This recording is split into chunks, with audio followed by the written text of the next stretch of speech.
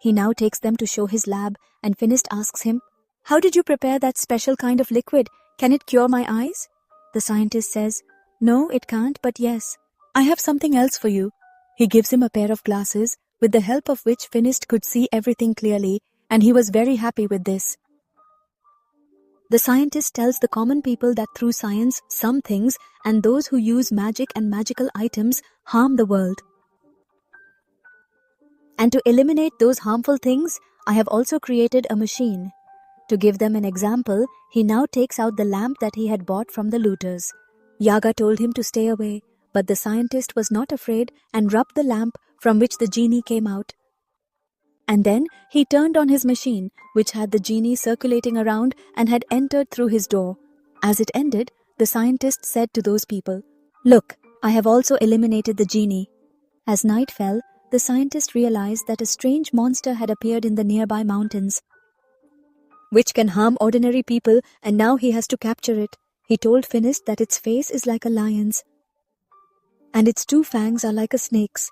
Then Finist understood it's the same one he had encountered and said to the scientist, "I will definitely go with you on this mission because I have an old debt to repay." But the scientist did not want to put Finist in danger, so Finist said, "Don't worry about me. I also need to settle your account, so let's proceed like this." The scientist shows him a box, which by bringing it close to the monster, at night it is shown that Baba Yaga and the scientist were also in the lab. Actually, he was about to become young. He wanted to steal the serum, but the scientist caught him and said, "If you indeed manage to bring that monster serum, I will also give you." The next morning, the scientist showed them his round flying plane, a very good creation of that time. He teaches them how to operate it and tells them that they will cover a long distance within a few minutes. Before leaving, the scientist had also told them, "I want that monster alive. You should kill it and not bring it here." Here, the scientist hands Finist his weapon, with which they had now made advanced improvements. When pressing its button, new things were coming out of it, which made Finist even happier. These people now boarded the plane and started their journey, and the plane quickly took them outside. After searching for a long time where the monster was, Finist saw the monster's footprints. Those footprints were heading towards a cave, in front of which he placed his box, in which he was supposed to trap the monster. Now Finist only had to trap it, so he entered with great excitement, and pressing the button of his weapon, he only challenged the monster. After injuring the monster, he came out. But while he was quickly exiting, by mistake his head hit a tree and he lost consciousness, and the monster also came out from its cell. Before the monster could harm Finist, as the monster emerged, Baba Yaga quickly activated the box's lever, from which many chains came out, trapping the monster and pulling it into themselves, and Baba Yaga then closed this box by operating the lever again. After some time, Finist also regained consciousness, and these people began their return journey. The journey was quite long on the way. Night fell, and these people slept. Later that night, Finist received a message from inside the cage of a girl. In the cryosty, he decided to open the cage, even though Baba Yaga was also trying to stop him.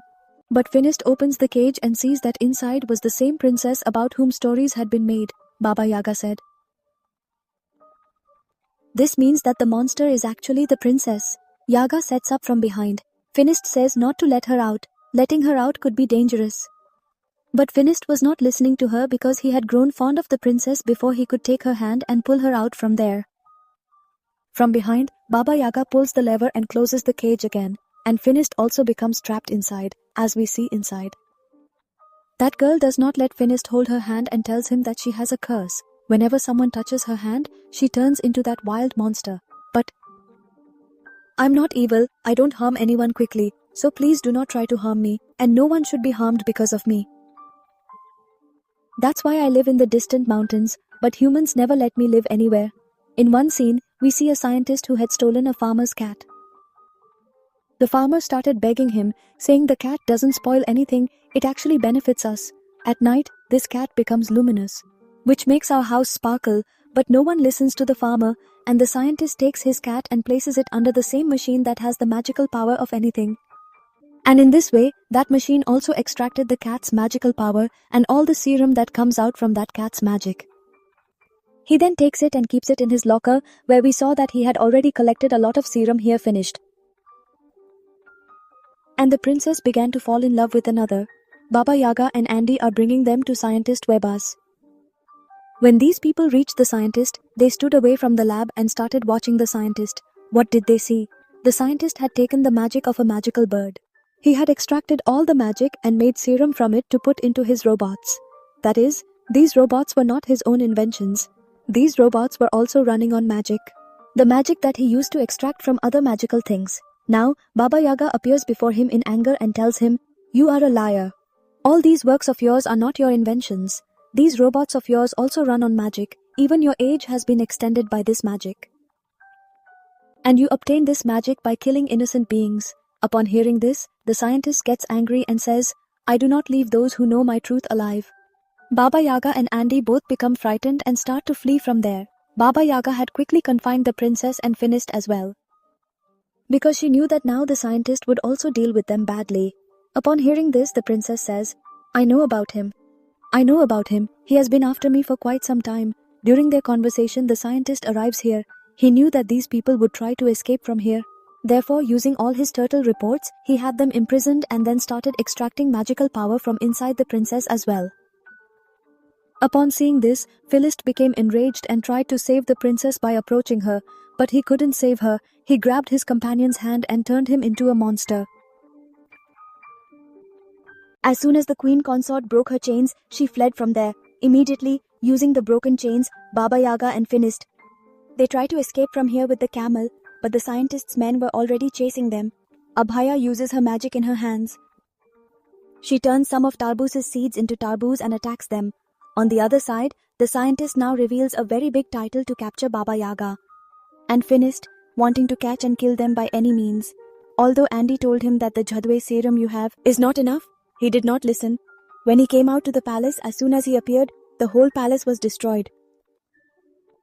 Quickly taking control, he moves towards Finist and Yaga, but Yaga and Finist keep running forward, then he attacks them with his cannons.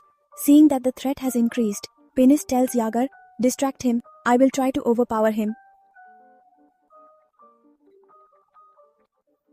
Because I know that all his things don't work when reversed."